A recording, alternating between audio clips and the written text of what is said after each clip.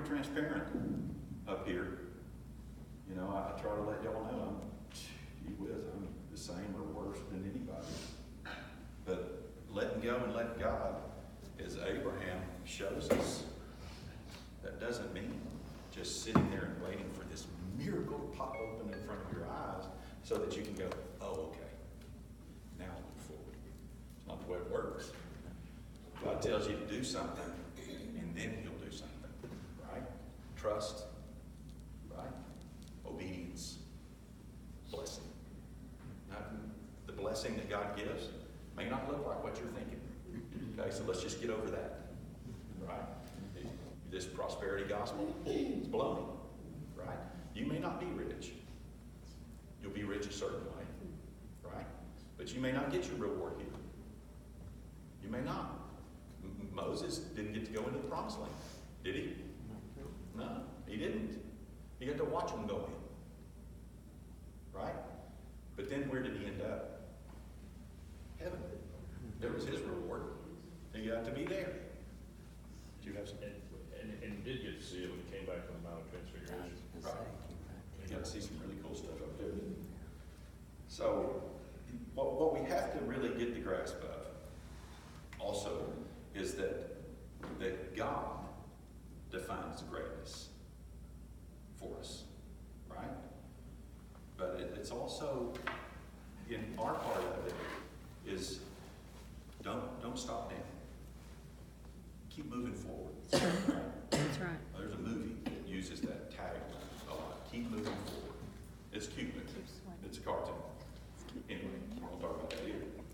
So the fall of the Garden of Eden was one of the darkest moments in the history of the world. But even then, God brought forth light and hope with the promise of offspring that would crush the head of the serpent. Right? Every generation after the exile from Eden were waiting for that child. Right? So, how do you choose to wait? We've talked about it in here a lot too, right? The way, who is it? Max Lucado talks about it. Y'all ever read the book Waiting Forward? Or something that Max has written? Anyway, he talks about it. I don't know that that's the name of the book, but he talks about it. We talked about our old friend Simeon in here. He's one of my favorite people in the Bible, right? Because Simeon waited forwardly. He didn't wait sitting on his hands by, saying, okay, I'm just waiting for God's miracle. He had been promised in a vision from God that he was going to see Christ before his death. Remember? And so, how did he wait? Every day. He knew he was going to know. He had been told, you're going to know him. You're going to recognize him. And so every day, he's walking down the street, wide open, just searching, right? Looking in people's eyes, just waiting to see.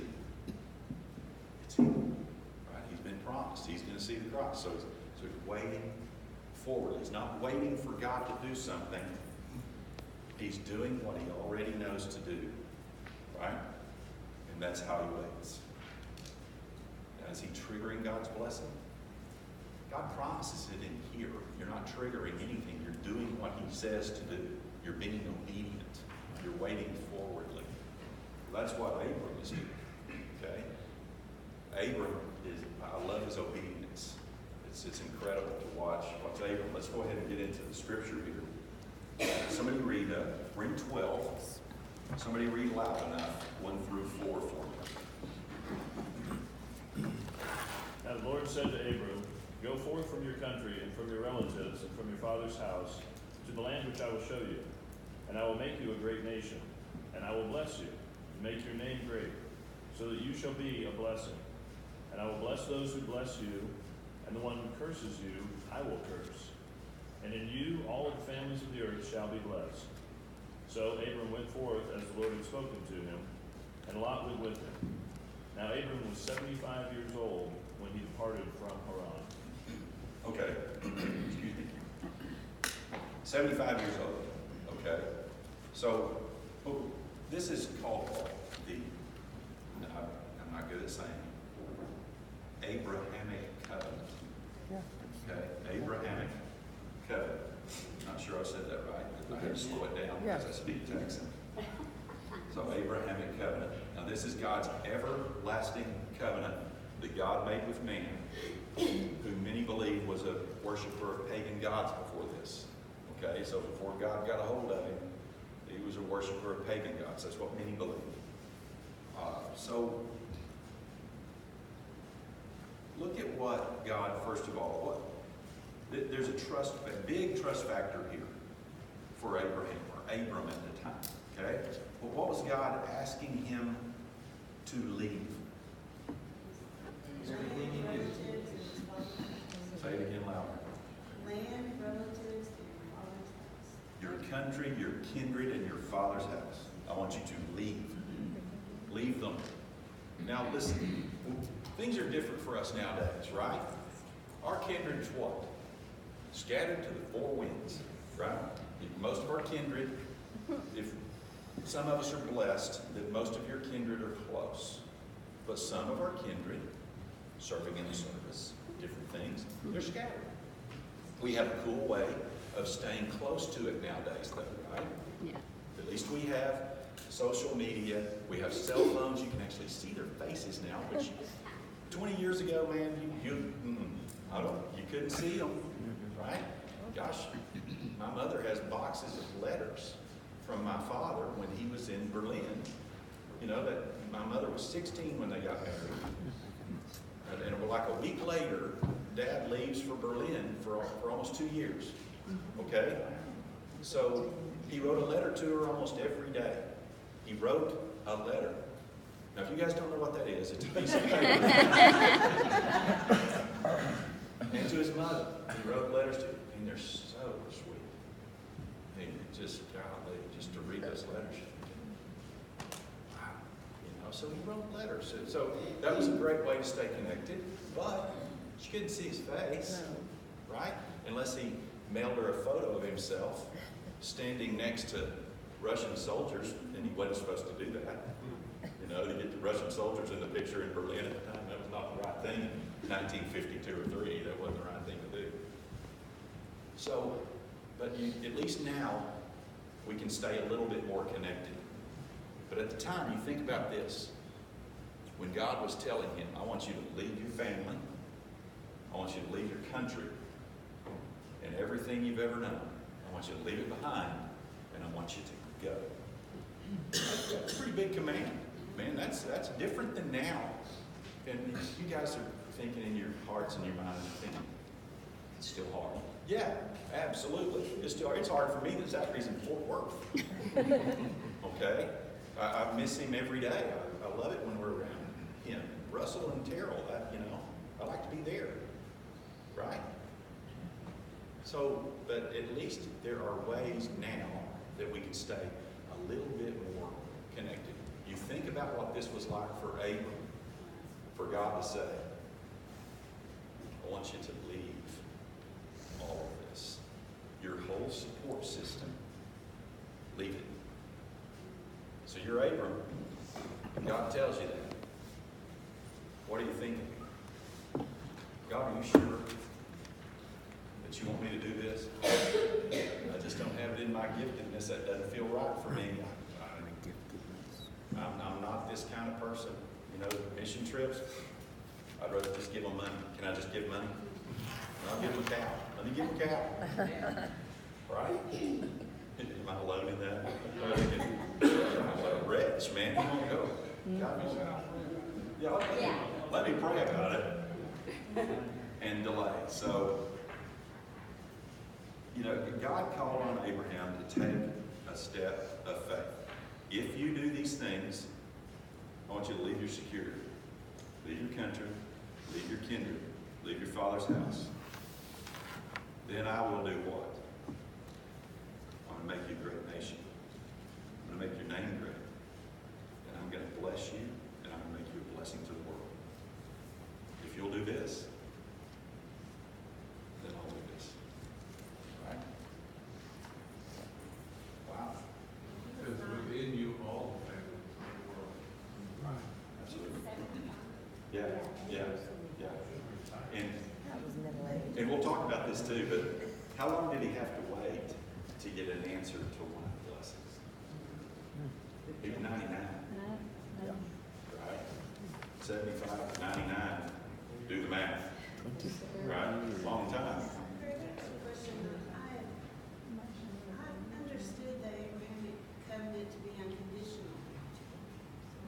But yet, you put conditions on it. Mm-hmm.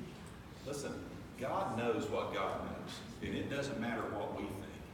God knows exactly what you're going to do. He knew when he told Abram, I want you to do this, even though Abram has free will. The first thing he did was take Lot, which was Well, he was disobedient all along the way. Let's get on into it a little farther. What did he do with it? What did he do with Sarah? he told her to walk. Yeah. You're my sister. Don't tell him you're my wife. You know, you're pretty hot, even for 90. Right? And the king wanted her too. Yeah, apparently she really was. I've got that version of the Bible if anybody wants to buy it. Boy, there are a lot of things that are said in here that probably get me excommunicated for the First Baptist. Y'all don't tell Adam. So let's talk for a minute about approaching life's decisions. Okay? So even though that Abram has free will, and God says, okay, this is what I want you to do, then doesn't God already know what Abram is going to do? Yeah. Yeah. God is omniscient. He knows exactly what's going to happen. He knew from before I was even born, thousands of years ago. No, I wasn't born thousands of years ago.